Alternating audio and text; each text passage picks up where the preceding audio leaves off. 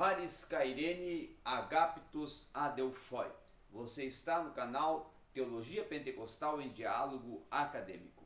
Antes de de participar da aula de Teologia Pentecostal, queremos falar nessa noite sobre dons ministeriais.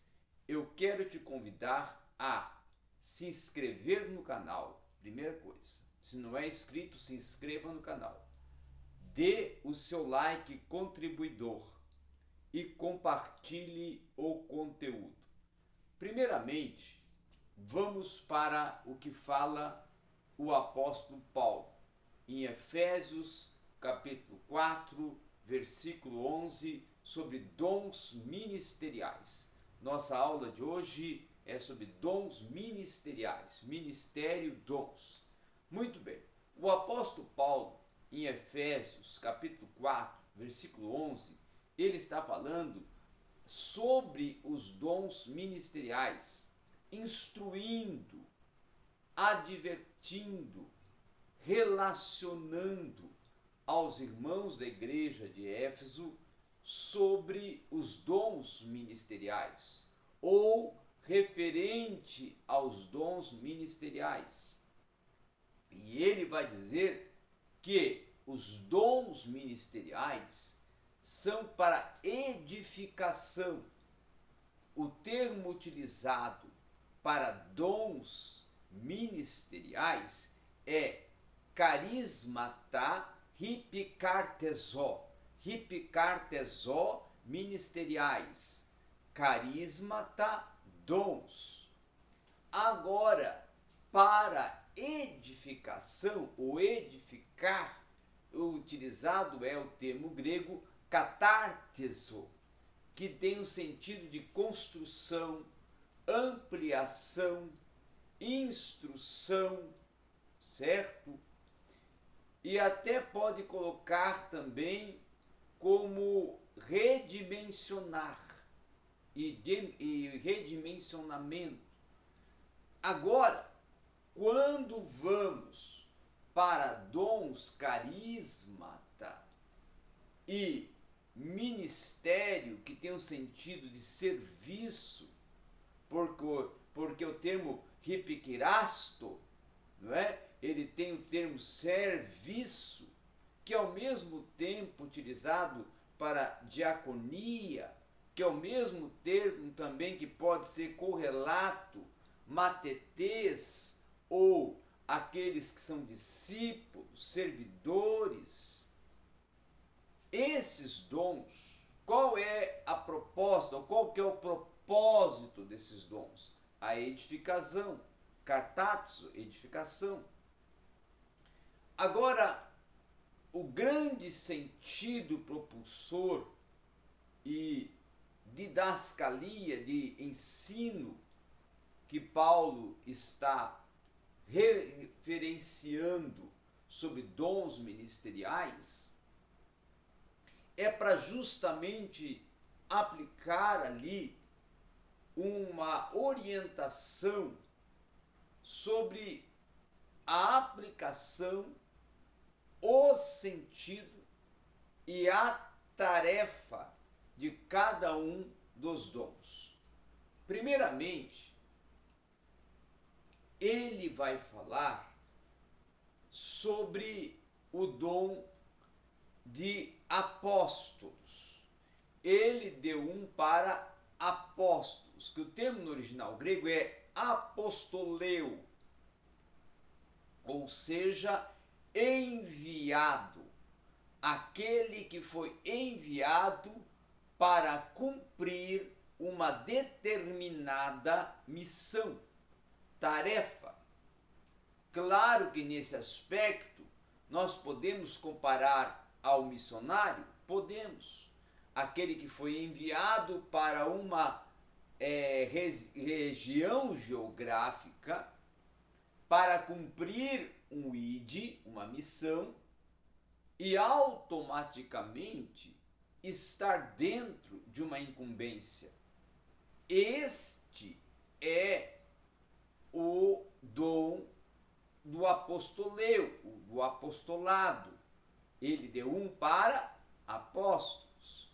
O outro dom, que aí mais vamos assim, distintivo, relacionado com evangelho, não é?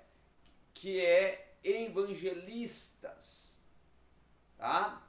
Evangelistas, não é? Evangelista, não é? Que está relacionado com evangelion, que é também relacionado com evangelistai, evangelização.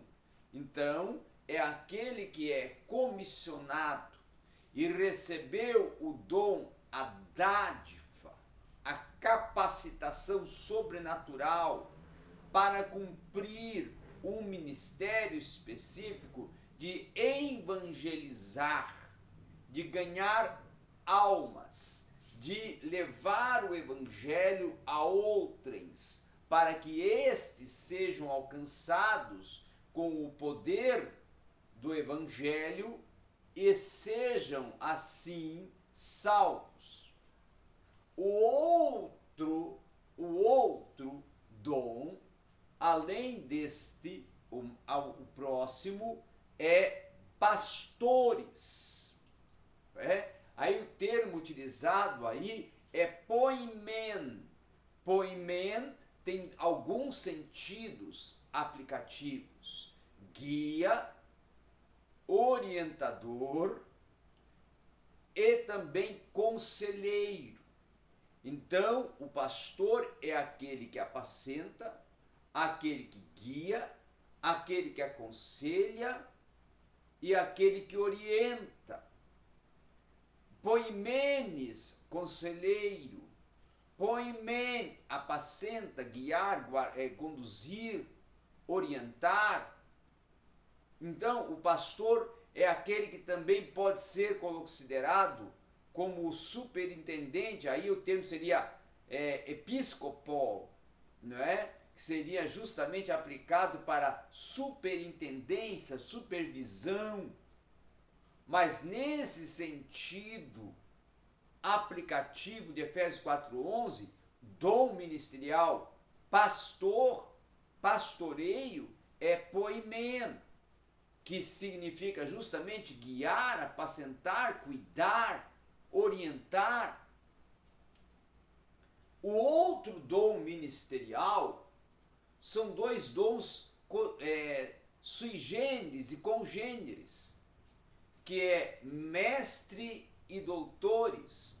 O termo utilizado para mestre é didáskalos, ou seja, ensinador, instrutor, aquele que instrui, aquele que acrescenta, aquele que vem com a condição de estar explicitando, instruindo, capacitando através da escritura para a extração da heresia, fundamentando assim a igreja com o verdadeiro sentido doutrinário, dogmático. Aí vem o termo didascalia, que é o que faz o didáscalos. Doutor seria aquele que tem a condição de mestre, mas ainda ampliando, ele vai ser aquele que é que tem a condição ali de não só ensinar, mas resolver e dissuadir questões teológicas ou doutrinárias que gerem controvérsias, polêmicas, que divirjam o verdadeiro sentido mater não só da escritura, como da crença, como da fé cristã. Então, os dons ministeriais são para capacitar, condicionar, para conceder ao ministério àquele que deseja o ministério, aquele que almeja o ministério, um dom que vai lhe capacitar, condicionar para o exercício, para o ofício ministerial, para que ele cumpra o ministério com excelência, para que ele cumpra o ministério com eficácia, para que ele desenvolva essa atividade ministerial de forma, vamos dizer assim, conduzida, direcionada, proposta pelo Santo Espírito ou pelo Espírito Santo, o pneumahagios. Então, nós, pentecostais, que cumprimos a observância da pentecostalidade, do pentecostalismo também,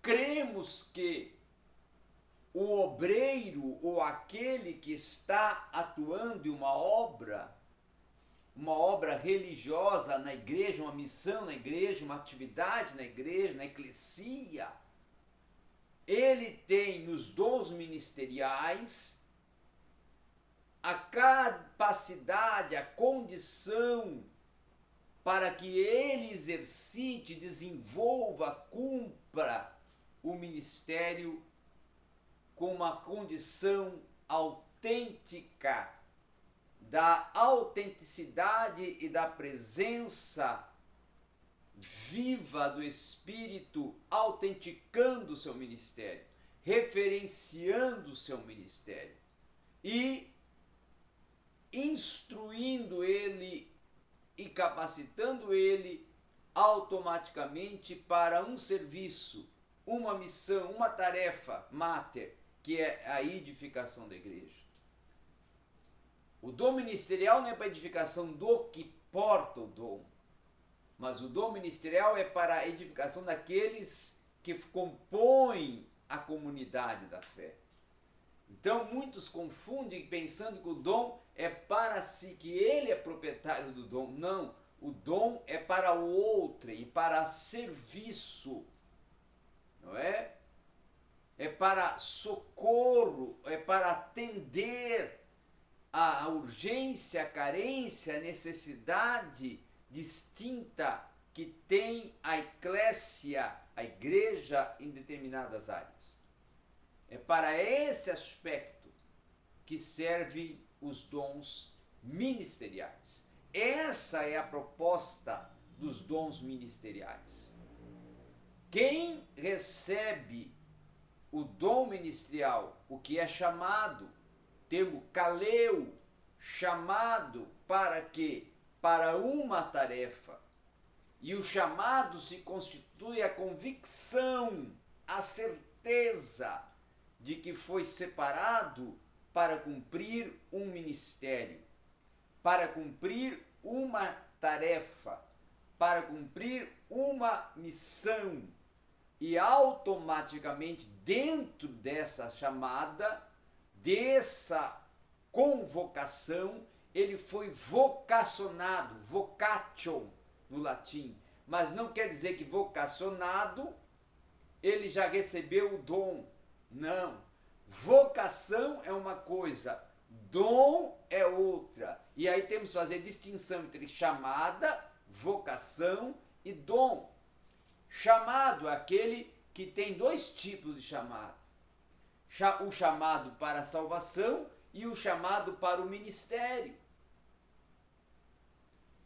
Depois que é chamado, aí é vocacionado, recebeu uma vocação. Vocação essa que é aquela condição natural até, muitas das vezes, para cumprir uma atividade relacionada ao ministério.